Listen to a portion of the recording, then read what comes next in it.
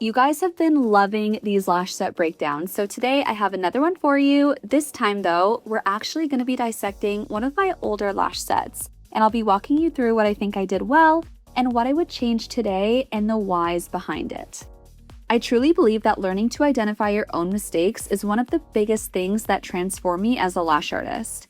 It's easy to look at a set and think, that looks good, but being able to pinpoint exactly what could be improved is what helps you grow.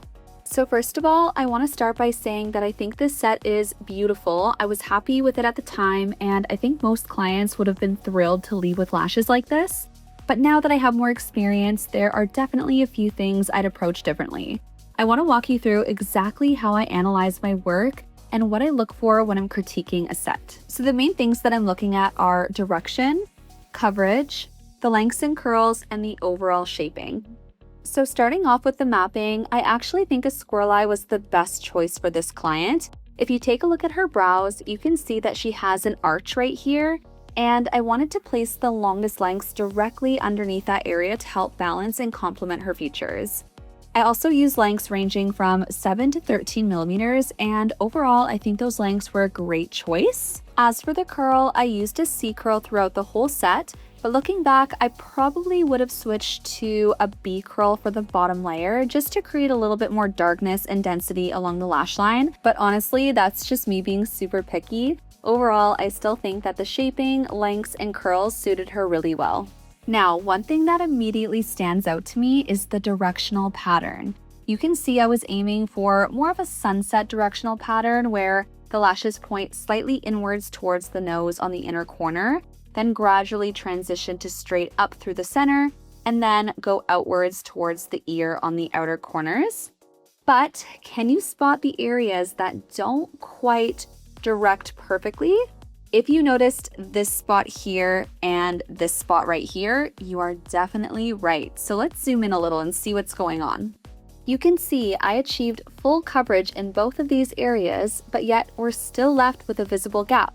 That's because these two lashes are pointing two completely different directions without there being a gradual transition from one direction to another.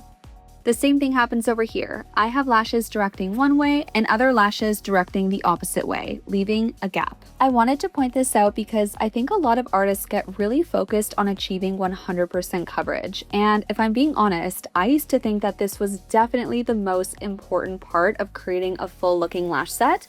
But this set actually proves that simply covering every single lash doesn't always make the set look full. This might be a little controversial, but I actually think that proper direction is even more important than coverage. When your direction flows nicely from one section to the next, the lashes blend together so much better and the set naturally looks fuller and more complete. Other than those couple areas, I think the direction throughout the set looks pretty good. There are probably a few lashes I'd redirect slightly if I was doing it today, but nothing major. Another thing I always like to check is my bottom layer coverage. I want to make sure there's an extension on every suitable natural lash along that bottom layer because if there are multiple natural lashes left untouched, it can definitely leave gaps throughout the set and therefore it won't look complete.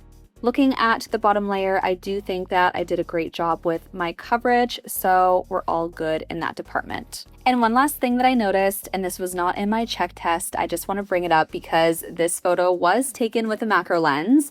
You can actually see that I was gripping the tips of my lash extensions a little too firmly with my tweezers. Right here you can see a few fibers have been pinched. Now, this isn't something that I'm overly concerned about because it's not something that you can see with the naked eye. Again, it was taken with a macro lens, so everything looks more exaggerated and the details are very prominent.